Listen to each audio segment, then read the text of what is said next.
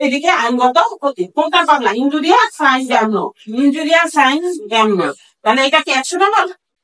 এটা কিন্তু অ্যাকশনেবল, অর্থাৎ আমরা এটা কি করতে পারবো? টটের মামলা করতে পারবো। কারণ আমরা কিন্তু পড়েছি আইনগত ক্ষতি হলো টটের একটা অন্যতম উপাদান। তার সাথে আমরা দুইটা ম্যাক্সিম বললাম, এই দুইটা ম্যাক্সিম ট্রিগার হিসাবে থাকতে পারে বা যে কোনো প্রশ্নের লেভেল হিসাবে থাকতে পারে।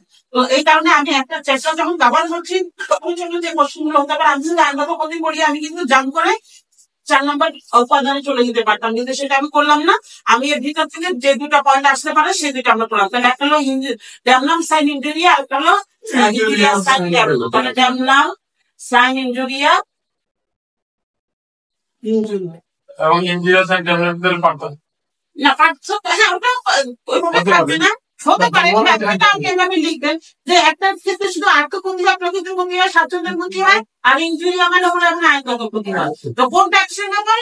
যেটা হলো প্রকৃত ক্ষতি ব্যতিরিক্ত আইনগত ক্ষতি হবে। ইনজুরিয়া সাইন ড্যামনাম অ্যাকশনেবল। আমি টটের মামলা যখন করবো আইনগত ক্ষতি তখন হবে। এখন আমাকে বলেন প্রকৃত ক্ষতি হলো আইনগত ক্ষতি হলো, তাহলে এখানে তো শুধুমাত্র ড্যামনাম সাইন ইনজুরিয়ার ক্ষেত্রে শুধুমাত্র প্রকৃত ক্ষতি হয়েছে, আইনগত ক্ষতি তো হয়নি।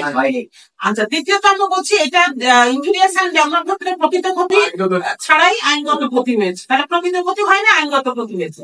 এখন প্রকৃত ক্ষতিও হলো আইনগত ক্ষতি হলো, এটা কি অ্যাকশনেবল? তাহলে প্রকৃত ক্ষতিও যদি হয় সাথে সাথে যদি আইনগত ক্ষতি থাকে, শুধু আইনগত ক্ষতি থাকে সেই ক্ষেত্রে সেটা অ্যাকশনেবল। আমরা একটু মামলা করতে তাহলে 3 নম্বর পদে আমরা করেছি আইনগত ক্ষতি নিতে হবে। তাহলে আইনগত ক্ষতি বর্ণনা করতে চেয়ে আমরা এটা জানতে যে দুটি জিনিস জানলাম, সেটা হলো ড্যামনাম সাইন ইনজুরিয়া, ইনজুরিয়া সাইন ড্যামনাম। কারণ ড্যামনাম শব্দের অর্থ আমরা জেনেছি, সাইন শব্দ জেনেছি, ইনজুরিয়া শব্দের অর্থ আমরা জেনেছি।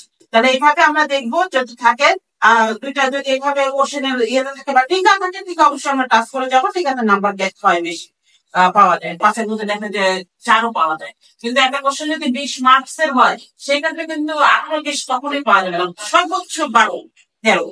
আর টিকা লিখলে আপনি 4টা যদি লিখতে পারেন, 4 করে 4 16 হয়ে যাচ্ছে। ওকে, আমি 4 নম্বরে চলে যাচ্ছি। 4 নম্বর আমরা বলছি প্রত্যক্ষ ক্ষতি। প্রত্যক্ষ ক্ষতি, তাহলে এখানে আমরা প্রত্যক্ষ ক্ষতি কোনটা বলবো? যে বিবাদীর বাদ এবং বাদীর ক্ষতি এই দুইয়ের মধ্যে যদি যোগসূত্র থাকে, কোন দূরবর্তীতা যদি না থাকে, কোন পরোক্ষ বিষয় যদি না থাকে, তাহলে সেটাকে আমরা প্রত্যক্ষ ক্ষতি হিসাবে গণ্য করবো। তাহলে বিবাদীর কাজ এবং বাদীর ক্ষতি, বিবাদীর কাজ কার বিরুদ্ধে মামলা করছে? বিবাদীর বিরুদ্ধে মামলা করছে, কে মামলা করছে? বাদী করছে। তাহলে কার কাজের জন্য করছে? বিবাদীর অন্যায় কাজের জন্য করছে। তাহলে এই বিবাদীর অন্যায় কাজ আর বাদীর যে ক্ষতি, এর মধ্যে যদি যোগসূত্র থাকে তাহলে সেই ফলাফলকে আমরা এখানে বলবো প্রত্যক্ষ ক্ষতি। যোগসূত্র থাকার কারণে যে ক্ষতি হবে, যেমন কেউ সরাসরি আমার মাথায় একটা লাঠি দিয়ে বাড়ি দিল, আমার মাথাটা কেটে যাবে, এটাই স্বাভাবিক ফলাফল। তাহলে এটার তো যোগসূত্র আছে। আমি বলেছি যে বিবাদীর কাজ এবং বাদীর ক্ষতি এই দুইয়ের মধ্যে, বিবাদীর কাজ এবং বিবাদীর অন্যায় কাজ, বিবাদীর অন্যায় কাজ এবং বাদীর ক্ষতি এই দুইয়ের মধ্যে যদি সরাসরি বা প্রত্যক্ষ যোগসূত্র থাকে এবং এর ফলাফল যদি কোনো ক্ষতি কারো ফলাফল হয়, তাহলে সেটাকে আমরা এখানে বলবো প্রত্যক্ষ ক্ষতি। তাহলে বিবাদীর অন্যায় কাজ এবং বাদীর ক্ষতির সাথে যদি প্রত্যক্ষ যোগসূত্র থাকে, তাহলে সেটার ফলাফল যদি অন্যায়মূলক হয় বা ক্ষতিকারক হয়, তাহলে সেটাকে আমরা এখানে বলবো প্রত্যক্ষ ক্ষতি। তাহলে প্রত্যক্ষ ক্ষতি, কেউ যদি লাঠি দিয়ে আমার হাতে যদি বাড়ি মারে, আমার হাত ভেঙে যেতে পারে, কেটে যেতে পারে, এটা কিন্তু সরাসরি একটা ফলাফল। ঠিক আছে, আর এখানে যদি কেউ একটা গাড়ি অ্যাক্সিডেন্ট করে যদি কাউকে মেরে ফেলে, সেটা কিন্তু সরাসরি একটা ফলাফল। এই প্রত্যক্ষ ফলের জন্য কিন্তু আমরা কি করতে পারবো? মামলা করতে পারবো। কিন্তু পরবর্তীতে আমার মাতে যে কেটে গেল, ভেঙে গেল, আমি চিকিৎসা করালাম না বা ডাক্তার ভুল চিকিৎসা করলো বা অ্যান্টিসেপটিক লাগালাম না, সেপটিক হয়ে গেল, তাহলে সেই ক্ষেত্রে বলা হচ্ছে ওই যে সেপটিক হয়ে গেল, লাস্ট পর্যন্ত আমার হাতটা কেটে ফেলতে হলো, সেই পর্যন্ত হাত কেটে ফেলা এবং বিবাদীর কাজ এবং হাত কেটে ফেলার মধ্যে সরাসরি কোনো যোগাযোগ নেই। এটা অনেক দূরের একটা ফলাফল। তাহলে সরাসরি ফলাফল না, রাখতে মানলো, হাত ভেঙে গেল, কেটে গেল, এটাই সরাসরি ফল, এটার জন্য আমি টটের মামলা করতে পারবো। কিন্তু পরবর্তীতে কতগুলো ঘটনা কিন্তু প্রথম ঘটনার সাথে আর ক্ষতির সাথে কিন্তু যোগসূত্র বিচ্ছিন্ন করে দেয়।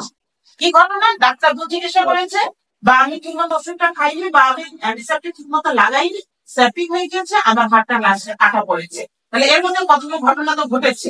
তাহলে এই ঘটনাগুলো কি করেছে, ওই বিবাদীর কাজ এবং বাদীর মধ্যে যোগসূত্র বিচ্ছিন্ন করে দিয়েছে, যার কারণে এটাকে কোনো টটের মামলা করা যাবে না। সেই জন্য আইন বলছে যে এখানে অবশ্যই প্রত্যক্ষপন্থী হতে হবে। আমি কতগুলো মামলা বলবো বোঝার সুবিধার্থে। তাহলে প্রত্যক্ষপন্থী এখানে বলা হচ্ছে যে একজন হাজবেন্ড ওয়াইফ কি করেছে, একটা গাড়িতে তারা যাচ্ছিল, এমন সময় একটা অ্যাক্সিডেন্ট হলো, তার ওয়াইফ মারা গেল। এই ওয়াইফ মারা যাওয়ার জন্য কিন্তু আমি টর্চার মামলা করতে পারি বা ফৌজদারি মামলা করতে পারি। কিন্তু হাজবেন্ড অনেক বছর পরে বলছে যে আমার ওয়াইফ মারা যাওয়ার কারণে আমি চিন্তায় চিন্তা আমার কাঠের রোগ হয়ে গেছে, তো এই জন্য আমাকে টর্চার মামলা পাবে। তার সেটা কি হবে, পরোক্ষপন্থী হিসাবে করতে হবে, দূরবর্তী প্রতি হিসাবে গণ্য হবে। তাহলে আমরা এখানে বলতে পারি রিমোটনেস ড্যামেজেস, যেটা দূরবর্তী প্রতি, রিমোটনেস ড্যামেজেস মানে দূরবর্তী প্রতি, অর্থাৎ এই ক্ষতির জন্য কিন্তু টর্ট আইনে কোনো প্রতিকার পাওয়া যাবে না। আমি কিন্তু একটা প্রিন্সিপাল বা একটা নীতির কথা এখানে আমরা বলবো, সেটা হলো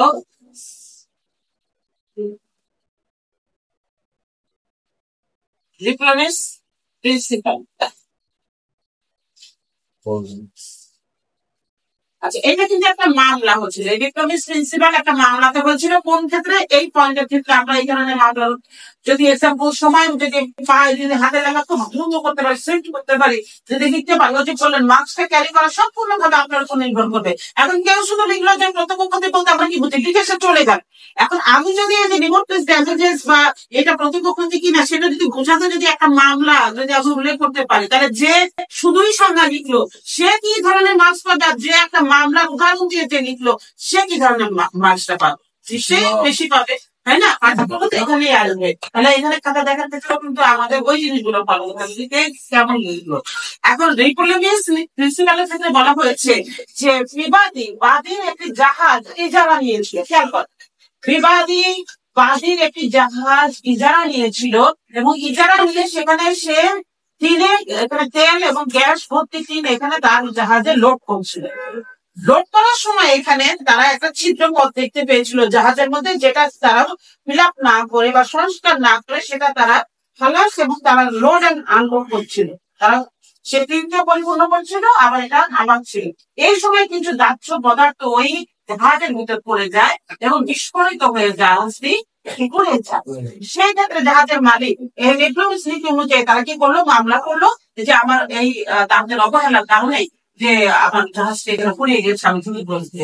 এবং এখানে আইন বা আদালত এখানে তদন্ত করে দেখেছে যে আসলে বিবাদীর অবহেলার কারণে কিন্তু তারা এখানে গ্রস্ত হয়েছে বা জাহাজটি পুড়িয়ে গিয়েছে।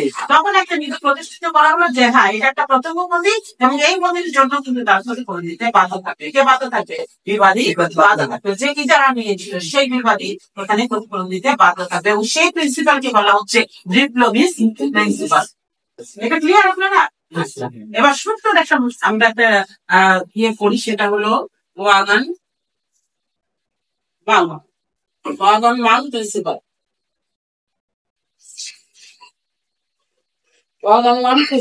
এটাও কিন্তু একটা জাহাজের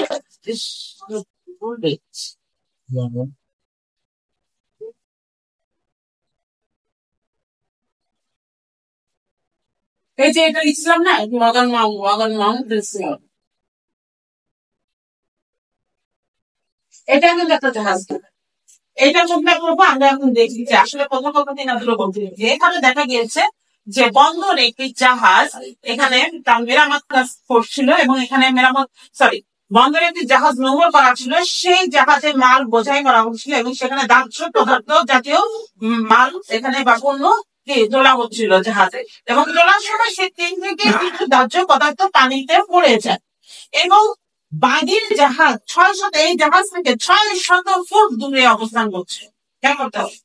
আমি বলছি বন্দরে যখন মাল ওঠানামা করছিল সেখানে সেই মাল বা ট্রেনের মধ্যে দাহ্য জাতীয় পদার্থ ছিল এবং এখান থেকে ওঠানামা করার সময় কিছু পদার্থ ওই ট্রেন থেকে হয়তো কোনোভাবে পানিতে পড়ে গিয়েছে।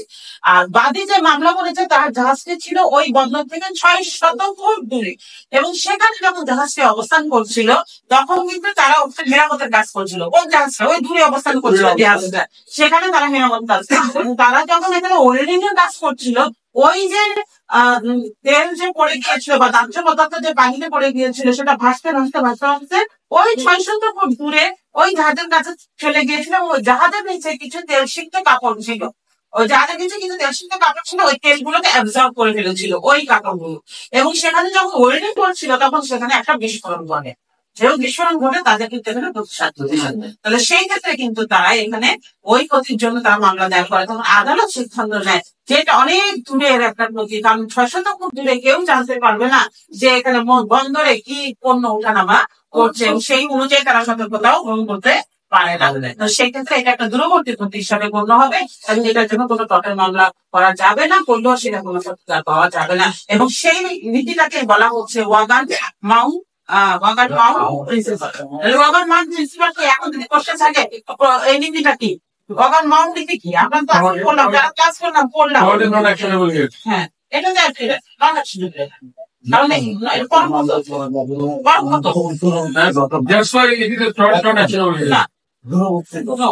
তাহলে এখানে আমরা যে দুটি জিনিস আমরা বললাম সেটা হলো যে একটা হলো আমরা রিপ্লমিস প্রিন্সিপাল, আর একটা হলো ওয়াগান মাউন্ট প্রিন্সিপাল। দুইটা প্রিন্সিপাল বললাম। থাকতে পারে কি না, থাকতে পারে যে কোনো প্রশ্নের শেষে, নাও থাকুক আমি একটা জানলাম আইন হিসাবে, ঠিক আছে, মামলাগুলো জানতে পারলাম। আচ্ছা, এই হলো 4 নম্বর। আমি 5 নম্বর পরে আমি প্রশ্নে চলে যাবো। আপনাদের যে প্রশ্ন দিয়েছিলাম 5 নম্বর হলো উপাদান যেটা ছিল সেটা হলো যে বৈধ সমাধান থাকতে হবে, তাই না? 5 নম্বরে কি ছিল? 5 নম্বরে ছিল হলো বৈধ সমাধান। এখন বলা হচ্ছে যে প্লটের মামলা আমি করবো, কখন করতে পারবো? যখন দেখবো যে সেই বিষয়ে আইনে বৈধ একটা সমাধান আছে, বৈধ সমাধান আছে। এখন আমরা কিন্তু তাহলে বলবো যে তাহলে বৈধ সমাধান না থাকলে প্লটের মামলা করা যাবে না।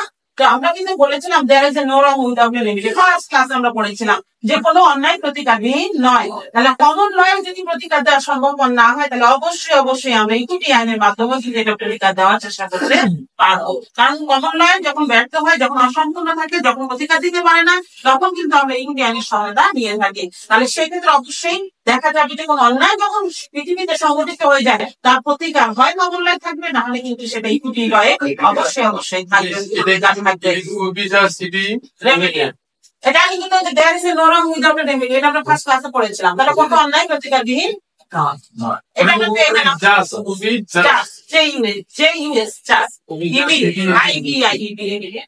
আচ্ছা। তাহলে এখানে আমরা 5টা উপাদান কি বললাম? প্রথমত বললাম আইনগত ক্ষতি, 2 নম্বর পড়লাম মানসিক সায় বা মেনসিয়া, 2 নম্বরে আমরা 3টে পয়েন্ট পড়েছি, ইন্টেনশন বা অভিপ্রায়, আরেকটা পড়েছি অবহেলা, আরেকটা পড়েছি বিদ্বেষ এবং মনোভাব ম্যানেজ পড়েছি। 3 নম্বরে আমরা পড়েছি আইনগত ক্ষতি, 4 নম্বরে আমরা পড়েছি প্রত্যক্ষ ক্ষতি, 5 নম্বরে আমরা পড়লাম হলো বৈধ সমাধান। 4টা উপাদান আছে, একটা নাই। মামলা হবে না কিন্তু প্লটের মামলা করলেও কিন্তু সেটা কি খারিজ হয়ে যায়। সেই ক্ষেত্রে কিন্তু 5টা উপাদানের 5টাই কিন্তু থাকতে হবে, তারপরে আমি প্লটের মামলা করতে পারবো। আচ্ছা, তাহলে আমাকে বলেন যে এই 5টা উপাদানের মধ্যে আপনাদের কোনো কোশ্চেন আছে কিনা যে বৈধ সমাধান, অর্থাৎ যে অন্যায় সংগঠিত হবে আইনে সেটা যদি বৈধ সমাধান থাকে তবেই সে প্লটের মামলা করতে পারবে। তাহলে বৈধ সমাধান তো আইনগত অধিকারে হস্তক্ষেপ বলে অটোমেটিক্যালি আমরা দেখবো যে সেখানে একটা বৈধ সমাধান থাকে, যে আমরা আইনগত আইন স্বীকৃত অধিকারে যখন হস্তক্ষেপ করি, আইনগত ক্ষতি যখন আমরা করে ফেলি, আমরা প্রত্যক্ষ ভাবে যখন ক্ষতি করে ফেলি, তাহলে অবশ্যই প্লট আইনের আওতায় এটার একটা বিধান আছে, কারণ আমরা এটা দেওয়ানি আইনের আওতায় মামলা দায়ের করবো এবং প্রতিকার নিব এবং একটা বৈধ সমাধান থাকে। কি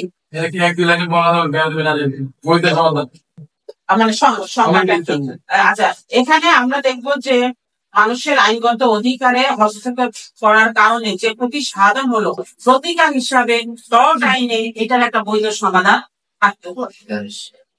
তাহলে আইনগত মানুষের ব্যক্তিগত আইনগত অধিকারে হস্তক্ষেপ করার কারণে যে ক্ষতি সাধিত হয় সেই ক্ষতি প্রতিকার হিসাবে আমার প্লট আইনে একটা বৈধ সমাধান থাকতে হবে, তাই না? বৈধ সমাধান থাকতে হবে, প্লট আইনে থাকতে হবে, তাহলে সেটা নিয়ে প্লটের মামলা করা যাবে। এখন মানুষের লিখতে পারছে না, তাই না? মানুষের আইনগত ব্যক্তিগত আইনগত অধিকার, আমি যে সংজ্ঞাটা বলেছিলাম যে প্লট কাকে বলে, তাহলে মানুষের ব্যক্তিগত আইনগত অধিকারে জ্ঞানীভাবে হস্তক্ষেপ করলে পরে যে ক্ষতি সাধন হয় সেটা প্রতিকার যদি প্লট আইনের আওতায় যদি থাকে, বৈধ সমাধান যদি থাকে, তবে সেটা নিয়ে প্লটের মামলা করা যাবে। কি এখনো আপনাদের কাছে জটিলতামূলক লাগছে? জটিলতা যদি মনে হয় বলেন, আমি আবারও উদাহরণ চেষ্টা করবো। বলছে যে এমন অন্যায় সংগঠিত হবে যেটা টপ হবে, যেটা আইনগত ক্ষতি হবে, যেটা প্রত্যক্ষ ক্ষতি হবে, এবং সেটা বৈধ সমাধান আইনের আওতার ভিতরে থাকতে হবে, এখতিয়ারের মধ্যে থাকতে হবে, আইনের মধ্যে থাকতে হবে। তাহলেই সেটা নিয়ে আমরা টটের মামলা করতে পারবো। যেমন প্রকৃত ক্ষতি হলো, ক্ষতি হলেই তো আমি টটের মামলা করতে পারছি না, সেটা প্রতিকার তো আইনি নাই, তাই না?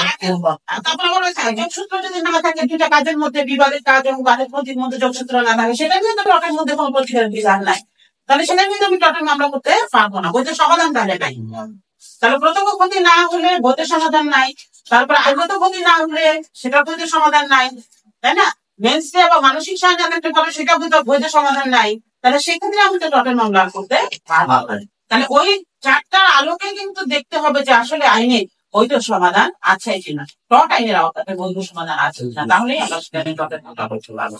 এখন আপনি অযথা একটা মামলা দায়ের করলেন যে হ্যাঁ আমি আর ওই যে স্কুলে ভর্তি কম হয়ে গিয়েছে, কি না জানার কারণে, এটা তো প্রতিকার আইনের দেয়া নাই, আইনের দিকে স্বীকৃতি দেয়।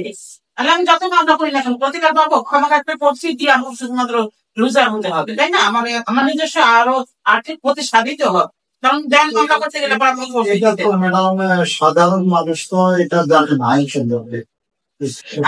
আমরা দেখেন আমরা সচেতন হয়ে গিয়েছি, দেখেন আমরা বলি আমাদের একটা কিন্তু ইয়ে থাকে, প্রস্তাবনা আছে যে এটা প্রাথমিক শিক্ষা থেকে এটা শুরু করা হোক, আইন শিক্ষাকে, কারণ এখানে ছোট ছোট আইন দিয়ে আমরা শিখতে পারি, প্রাথমিক থেকেই এটা করা উচিত। পাঠ্য পুস্তকের অন্তর্ভুক্ত যদি করা হয় তাহলে কিন্তু আমাদের কিন্তু এই পর্যন্ত আসলে হ্যাঁ আমাদের একটা হ্যাঁ কিন্তু আছে, কিন্তু কিছু কিছু আমার মেয়েকে আমি পড়াতে চেয়ে দেখেছি আন্তর্জাতিক রাইটস গুলো নিয়ে পড়ানো হয়, ইন্টারন্যাশনাল ল পড়ানো, হ্যাঁ মোরাল ভ্যালুস গুলো যেগুলো রয়েছে সেগুলো শেখানো হয়। তো সেটা তো আমরা পাইনি, আমাদের এতে যে আমরা পড়াশোনা করেছি, যে বইগুলো পড়েছিলাম সে সময় কিন্তু পাইনি, কিন্তু আস্তে আস্তে মডারেট হচ্ছে, অন্তর্ভুক্ত হচ্ছে, হয়তো ভবিষ্যতে আরো হয়তো হবে। আর লয়ের কিন্তু দেখবেন সবার আগ্রহ কিন্তু বেড়েছে, কিন্তু সবাই আইন জানতে চায়। এই যে আইন না জানার কারণে আমি মামলা করতে পারছি না এবং ক্ষতিপূরণ আদায় করতেও পারছি না, তো সেই জন্য আইন জানতে হবে, অনেক কিছু আমরা না জানার কারণে করতে পারছি না, অথবা যার কাছ থেকে আমি আর্থিক ক্ষতিপূরণ আদায় করবো তার কাছ থেকে ওই অর্থটা আদায় করতে বা তার এবিলিটি নাই, সেই কারণে আমি পিছিয়ে যাচ্ছি, আমি মামলা করছি না। আইন জানি কিন্তু আইন গুলো আমাদের করতে যে মামলা করতে হবে, যার কাছে অর্থ চাইবো সে দেওয়ার কোনো ক্ষমতা রাখে না, তখন তার মামলাটা করার কোনো যৌক্তিকতা থাকবে না, আমি তার কাছে আদায়ই করতে পারছি না। এই আইনটা তো মূলত ব্রিটিশ আইন, যারা তো সভ্যজাতি তারা তো টাকা দেওয়ার বা তারা ক্ষতিপূরণ দেওয়ার এগ্রিমেন্ট তারা রাখে প্রতিটা পক্ষ, এবং তারা আইন সম্পর্কে এত সভ্য এবং তারা এত মেনে চলে, বা তারা এটাকে এমন ছোট ছোট বিষয়গুলো নিয়ে তারা মামলা করে যাতে সবাই অপোজিট যারা থাকে তারা সতর্ক হয়ে যায়, সচেতন হয়ে যায়, এবং সমাজে সেভাবে চলে, তাদের অন্যায় পরিমাণ কিন্তু সেটা কম থাকে। আমরা তো আসলে এখন তো সভ্যজাতি না, এই যে আজকে মারামারি তো কিছু দেখ, আমরা তো কিছু করেছি সেটা আসলে কেউ আসলে সরি প্রত্যক্ষ ক্ষতি আমি কি বলেছি, বিবাদের কাজ ক্ষতি এর মধ্যে যখন যোগসূত্র না থাকে তাহলে সেটাকে আমরা বলছি হলো প্রত্যক্ষ ক্ষতি। না যোগসূত্র যদি থাকে তাহলে প্রত্যক্ষ ক্ষতি, আর না থাকলে সেটা দূরবর্তী যোগসূত্র থাকলে প্রত্যক্ষ ক্ষতি, আর যোগসূত্র না থাকলে দূরবর্তী ক্ষতি। হ্যাঁ সেটা এগুলো প্রত্যক্ষ ক্ষতি। আর এই যে মাথা পাঠান পরবর্তীতে যে আমি হলো ওই যে হয়ে গেল সেগুলো সব সেগুলো দূরবর্তী। এখানে আমার কথা শুনলেন, আপনি নিজের খাতায় কি দিচ্ছেন, আপনি ঠিক দিচ্ছেন নাকি ভুল আছে? আমরা বলছি যে বিবাদের কাজ এবং বাদীর মধ্যে দুয়ের মধ্যে যদি যোগসূত্র থাকে তাহলে সেটা প্রথম ক্ষতি, আর যোগসূত্র না থাকলে সেটা দূরবর্তী। আর আমরা যে দুইটা প্রেসিডেন্ট বলেছি সেটা হলো দূরবর্তী এক্সাম্পল, আর আমরা প্রথমে রিপ্লাবিস্টিতে যেটা বলেছিলাম সেই প্রিন্সিপালটা হলো প্রথম ক্ষতির একটা উদাহরণ। আমি আরেকটু সহজ করার জন্য আপনাকে বলে বলছে আপনি খাতায় না থাকে আমার কথা শুনে বলে, আমি যে কথা বলি জাহাজ দুইটা চলছে, চলার সময় কোন একটা চরের কারণে হোক, যে কারণে হোক, একটা জাহাজ বা বরফের কারণে হোক, বরফে অনেক আইস থাকে সমুদ্রে বা থাকে, তখন কি হয় ধাক্কা লাগে, তো ধাক্কা লাগে একটা জাহাজ কিন্তু ক্ষতিগ্রস্ত হয়েছে, একটা জাহাজ আর একটা জাহাজকে ধাক্কা মেরে দিয়েছে, এখন ক্ষতিগ্রস্ত হলো, তাহলে ওই জাহাজটা সরাসরি তাকে ধাক্কা মারলো, এটা তো প্রথম এটার জন্য কি ক্ষতিগ্রস্ত। এবার আমি এবারে জাহাজটা যে ক্ষতিগ্রস্ত হলো সে কিন্তু একটা বন্দরে নোঙ্গর করলো, পরে কি করলো মেরামতের জন্য সেখানে অবস্থান করলো, কে যে ক্ষতিগ্রস্ত জাহাজটা। এখন সে জাহাজটা যখন বন্দরে গিয়ে নোঙ্গর করে যখন মেরামতটা শেষ করে যখন সে রওনা দিবে, তখন কিন্তু প্রাকৃতিক দুর্যোগ ঝড় বাতাস শুরু হয়ে গেল এবং জাহাজটি দুর্যোগের মধ্যে পড়ে গেল, আবার ক্ষতিগ্রস্ত।